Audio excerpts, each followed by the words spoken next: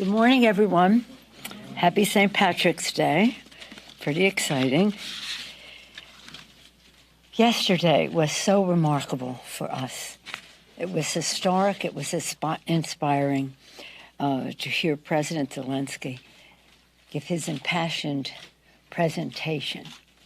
First, as you saw, in Ukrainian, then the very explicit, heartbreaking film of what the Russians are doing to even little children in Ukraine, and then in English, his impassioned plea. It was all very, very powerful, and his leadership, he's a hero. It just was remarkable to see him. And I was so pleased that so many members, House and Senate, Democrats and Republicans, filled the House yesterday and filled the air with their applause, first to welcome him and then to appreciate what he had to say. It was quite remarkable, quite historic. It was an honor to be there to see him. But the purpose of the visit was tragic and heartbreaking. Later that morning, I had a meeting with the G7 heads of parliament. It was presided over by Germany, which heads up the G7 at this time. And it was with the G7, the head of the EU, as well as Stepanchuk, who is the Speaker of the Ukraine Parliament. Again, it too, I felt with emotion to hear the stories of what is happening there. We put forth a proclamation, which you all should have received yesterday, talking about humanitarian, economic, military assistance in great detail.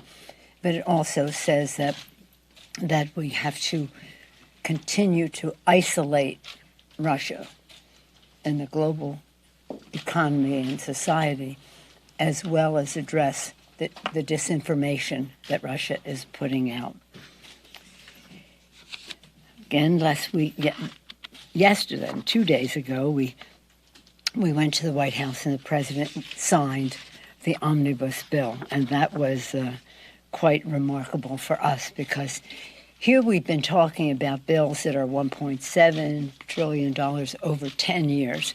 This bill, the $1.5 trillion omnibus bill, passed in a very strong bipartisan way to meet the needs of the American people and to protect them, had very strong bipartisan support. It was signed by the president. We were very pleased that same day Shalonda Young was confirmed as the director of OMB with her history in the Congress. That's just a personal aside. In that omnibus bill, we are defending democracy in the Ukraine, $13.6 billion in emergency funding for security and humanitarian needs, making a difference for America's families, lowering the cost for education with bigger Pell Grants, and establishing the president's ARPA-H, something very exciting. It's an initiative to defeat cancer and other diseases, unlocking billions more in federal dollars under the bipartisan infrastructure bill. That bill was very important, but it needed an appropriation to free up billions and billions of dollars that were in it, and now that is done. And historic bipartisan legislation reauthorizing the Violence Against Women Act, establishing a new, again, in addition to that, establishing new cyber provisions against Russia. The bill goes on and on. It's $1.5 trillion. This victory in that bill, this victory for the American people, builds on Democrats' actions to lower costs for families. Congress and the presidents have been hard at work to create jobs. How about this president? 6.6 million new jobs were created last year. Grow the economy, fastest rate of growth in 40 years last year. Lowest unemployment last year saw the biggest one-year drop in unemployment in history, and today unemployment claims were the lowest in 50 years. Supporting small business last year, a record 5.4 million small businesses were created, 1 million more than the year before, and lower prices for Americans through strong action in the Congress. But we need to do so much more. The kitchen table concerns of America's working families are tangible, they are ongoing, and we need to address them. Over the kitchen table, people have to decide, are they going to pay for food, for rent, for education, for credit card bills, whatever their needs are, the same needs that keep them up at night, the decision as to what to pay for. So we must continue to lower costs, increase jobs, increase pay. Let me see, what else was I going to say? But in that regard, we have to address the Putin price hike, gas hike. It has since he started amassing troops earlier this year, the price at the pump has gone up 75 cents. We're doing everything we can to minimize the Putin price hike at home. The White House announced the release of 90 million barrels from the Strategic Petroleum Reserve. We call on industry to boost production and stop hoarding profits. Oil prices are down. But the price of the price of oil goes up, the price of gasoline goes up. When the price of oil goes down, the price of gasoline does not necessarily go down. This is not right. It's not fair. And again, we want to say, there are 6,000 permits out there where people could drill, where industry can drill, so they don't need to be upending our initiatives to save the planet from the climate crisis. If they want to drill, they have places to drill. Use it or lose it. Let somebody else drill there. We had passed a bill last week on banning Russian oil. That's still a work in progress because in the meantime, as we were discussing that, the president issued an executive order. So the question is what needs to be done in addition to that. As I mentioned at the start, and as you well know, today is St. Patrick's Day. Last night I had the privilege of sitting with the Taoiseach at a dinner, at the Friends of Ireland dinner, at which I was had the honor of giving him an award, an International Leadership Award, on behalf of the Friends of Ireland and on behalf of our members of Congress. Right before I was supposed to give him the award, the Taoiseach left the table, and then I was told that the ambassador would be accepting the award on his behalf and giving his speech. So we're very, very sad that on St. Patrick's Day, the Taoiseach has this diagnosis, and also the luncheon that we would be having today, we won't be able to have the benefit of the honor of his presence. Just so you know, this is a lunch that was started by Tip O'Neill and Ronald Reagan when Tip was Speaker and Reagan was President. The first luncheon, this luncheon, didn't have the Taoiseach. It was just the Speaker and the President. That's what it'll be today, the Speaker and the President. We would rather, of course, have the Taoiseach. And subsequently, the Taoiseach, the Prime Minister of Ireland, was invited. The first luncheon, Tip O'Neill invited 16 men from Massachusetts. And it's grown since then. We'd have, perhaps you'll cover what we say in that meeting, but we'll have a wonderful turnout of members. I don't have Irish grandparents, but I do have Irish grandchildren, and I always brag about them, as you can imagine. I just wanted to say that in consultation with the Office of the Attending Physician, I will continue regular testing, following CDC guidelines. Our Friends of Ireland lunch will proceed today without the participation of the Taoiseach, in case those of you in green had any concerns about that. Any questions? Yeah, we got. We've heard from you and heard from other members, expressing the gratitude and moved by the speech by Mr. Zelensky yesterday. He asked, however, for some very specific things. No fly zone. He came close to almost admonishing members to say, if you don't help us, we're on the precipice of history here. We hear a lot of these heartfelt messages from members saying we want to help Ukraine, but when it comes to the specific asking for, Congress is not willing to do so. Can you square that for us? Yes, and I'm so pleased. A substantive question from Chad. Oh, my God. Usually it's about this, that, or the other thing. In any event, right on target, Chad. I appreciate your question. Yes, it was a very moving speech. Yes, the President Zelensky once again asked for open skies. I've had that conversation with him individually as recently, at the end of last week, when he asked for the presentation that we all witnessed yesterday. We're not doing open skies. And he did say, as did the speaker on this would be my third interaction with the Ukraine speaker, they know that's not, we understand your position on that. These are the things we need otherwise.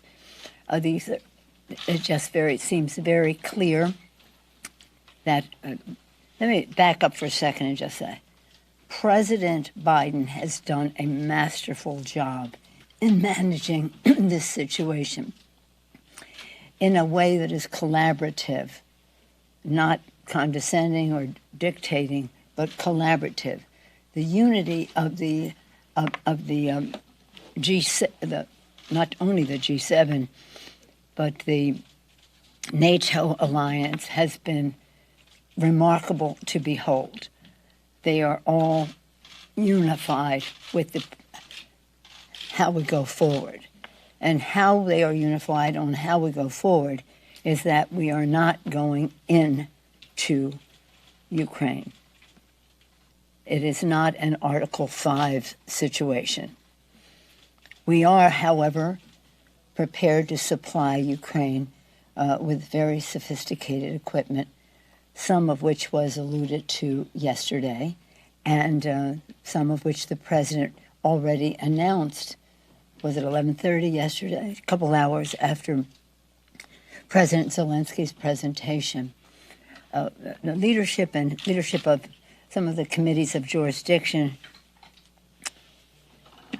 intelligence, armed services, foreign affairs, and appropriate subcommittees, and the leadership had a briefing later in the day on what some of the possibilities are, the upside, and the challenges that other requests make. Is it appropriate for him to ask for those things? Of course. Even if your side is so, even if the Congress is in a position that they're not willing to give him what he's asking for? Of course it's appropriate. The fact is what he wants is a result. It wants a result that says we have to, if you are not going to give us air cover with your own personnel, we need air cover or we need equipment to effect air cover so that we can take out whatever the Russians are putting forth. So I think I thought he was completely appropriate in saying this is the impact we need. If it's not going to be affected by what I'm asking for, then this is another way we can get that done, and that's what people are looking into. What you saw yesterday was history. Later at the lunch, just maybe you might want to watch, I'm going to be reading a poem written by Bono about Ukraine, which you might find interesting. Let's see what else. Yes, ma'am. I'll come back to you. First on the COVID funding, yesterday Chair Jeffries suggested that you have time until September to act on a relief package. Is that your view? Are you going to take your time with this, or do you want to do something sooner rather than later? And then just with respect to the dinner last night, can you say roughly how long you were sitting next to the T-Sich, and do you have any concerns about your health at this point? No, I don't, and I get tested almost every day anyway because, says she immodestly, many times I see the president, and you have to be tested to do that, and really for the safety of my colleagues with whom I come in contact. The Taoiseach had on a mask when he sat down, but then when he started to eat, he took off the mask, and then was right during the appetizer. They called him aside. We didn't know why. But then sometime later, when it was my turn to speak, they told me what how we would proceed, that he would not be speaking. So I wasn't measuring it minutes, but part of it was masked, some of it while he was eating, but it was during the appetizer that they took him away. I think we need all the money we can get to have the resources that we need to fight COVID. The last thing we need is another variant. The resources that we would have had in the bill, I think, need to be enhanced now because we're another week later and we still don't have it. Because you know the history. In the beginning, we had these therapies which were the vaccines which were in sub-zero ice temperature, ice protection with a short shelf life. And that was a fragile therapy, but it worked. And now we have pills that come in a box that can last a long time. You can take at the onset if you feel a symptom, and it can prevent it from going forward. What's important about that and why we need that money is because you want to stop transmission. Transmission creates variants. Variants are different, and they present, if they are different, present different challenges. So this is nothing to mess with. I think we need even more money than the compromise was. The Republicans did not want to spend money on COVID, and they don't like the state funding. So we took some of the state funding, only half for the money. I was very disappointed, I have to be very honest with you, because we need the money to buy the pills. The pills exist, the science is there, but there's a market out there as well beyond the U.S. And we have a responsibility to other countries. So I think we have to get on with it. I respect what the distinguished chair said about, well, we have time. Well, we have a little. But we need more. The more time we have, the more money we need. Yes, Jake? I just want to dig into that a little bit more on the COVID relief. This will be your third time. My third time when I asked about COVID relief? Yeah. Well, it's substantive. You like substantive questions. So yeah, well, while people are dying in the Ukraine and all of that, yeah. Anyway, go ahead. Do you plan to offset it? How do you? Yeah, we have to offset it. Mm-hmm. We have to offset it, and that's what we'll have to go to. And I would hope that the sensitivities of those to any offset would be the equity would be weighed as to what we need to do to save lives and livelihood and prevent the creation of a new variant. Yeah, it would be offset. You said you're disappointed. Yeah, we don't have it right now. We don't have it right now. We have everything else right now, then we don't have it right now. What is your message to those colleagues who nitpick kind of over that? I've communicated my message to them.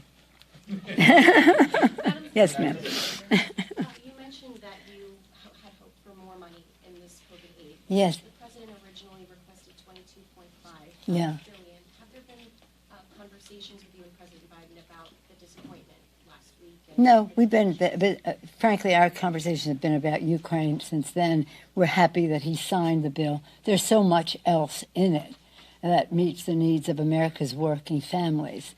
But I speak regularly with the president about one subject or another. So we know we have to do more. Now, what I've said to the administration is we can't ask for more. You must ask for more because you need more, and you can't expect this to turn around like that because the legislative process takes time. We want it to be bipartisan. We need it to be paid for, and so let's just go for a bigger chunk. I think they should be double what they asked for, and because even with when they were asking for like 20 some, it was only going to get us to June. It was only going to get us to June, so we need more. And it shouldn't even be a big conversation. We need it. The science is there. The need is there. All we need is the money. And the money will be a great investment because it will keep us safe. It will help our economy turn back, our kids to be safely in school, our people safely at work. Again, the therapies that are needed. Just think of this. The Taoiseach of Ireland, the Prime Minister of Ireland, visiting the United States for St. Patrick's Day. This is very important to the people of Ireland and the people of the United States. Meeting with the president in a bilateral way, meeting with friends in Congress, accompanied by people from, not accompanied by, but in that lunch with people and the dinner last night, people from Northern Ireland, everyone who should be in conversation on all of this. With all the protections of the Taoiseach of Ireland, he gets a positive diagnosis. Barack Obama, the former president of the United States, has a positive indication. What chance does a poor person with a big family living in a small apartment with working in a situation that may or may not be safe, or with people who may or may not have a pre-existing condition or a circumstance which makes them more susceptible? This is not, everything is great. If I ask this room, how many of you think we should just go on with it? Forget about it. No mask, no this, no that. Let's just get on with it. There'd be some spirit of let's get to normal, right? But there'll also be people here who'll say, I have a child under 5 who's not vaccinated. I have a senior over whatever who has a pre-existing condition. I have a problem going to work under those circumstances. So we have to deal with the reality as it is, mixed. We want to move on, but we don't want to move on and leave people behind. So we need the money. So when the other side says we don't want to do COVID, well, you know what? Unless it's paid for, let's pay for it. We'll find some money to pay for it. I have one more question because we have the president come in. Yeah. Yeah, right here. With everything happening in Ukraine, it being an election year, members now open to President Biden using more executive orders. Where exactly does the domestic Democratic agenda stand right now? Can anything get done before November? Plenty has been done. We passed the ARP, the American Recovery Rescue Plan, 1 year ago, and it has produced remarkable results. Remarkable results. Millions of shots in the arms, money in pockets, children out of poverty, into schools, people in the workplace. The bill is remarkable. Child tax credit and the rest. Without one Republican vote. Without one Republican vote in the House or the Senate, unfortunately. We passed the bipartisan, barely bipartisan, but nonetheless proudly bipartisan infrastructure bill to create jobs, and we unleashed some of that money yesterday, a couple of days ago, when the president signed the bill. So in terms of job creation, nearly 7 million jobs, unemployment cut in half, people off of poverty, we've done a great job. But more needs to be done, as I said before. Until the kitchen table concerns of America's working families are more safely under wraps, we have much more to do. And we have to take great pride in what we've done, as the president did in the State of the Union. He showed progress, but he gave hope, because he recognized with his empathetic heart, with his empathy, that people still need concerns. So we have a lot to brag about, but we are not finished yet, and we will continue to do that work. I'm very proud of the work of our members. They are remarkable. I get a lot of compliments for the work of the House Democrats. I accept all of them on behalf of the members, because they're the ones who have done the work and had the courage to take the votes, even when there wasn't one vote on the other side. We'll continue to talk about this, I'm sure. We still want to get some things done that in our other agenda, the Build Back Better legislation. I don't know what that will be, but what it will be paid for. It will be non-inflationary. It will help reduce the national debt while it meets the needs of America's working families. Lowers cost for health care, lowers cost for child care, lowers cost for home health care. At the same time, enables children to go to school, universal pre-K, and again, goes a long way to save the planet for the children. We won't get everything in the bill just yet, maybe, but whatever we get will be important and it will be paid for. And I couldn't be prouder than the work. And again, I'll come back to praising our president. And I was in Munich, I think I told some of you, he was so acclaimed by all the heads of state that were there, and defense ministers, foreign ministers, and all the rest, for how he was a unifying force. You heard me say, John F. Kennedy, don't ask not what your country can do for you. You all know that. The very next sentence I said to the president was about him. To citizens, people of the countries of the world, ask not what America can do for you, what we can do working together for the freedom of mankind. It's exactly what Joe Biden did, working together. Not condescendingly, but very respectfully. So I couldn't be prouder of him, and I look forward shortly to welcome him to the Capitol, where he will once again take pride in his Irish heritage. Again, we all take pride in the pride he takes, because the pride he takes in his heritage is the spark in him that enables him to take pride in your heritage. Thank you. Did you ask after the exposure? Thank you.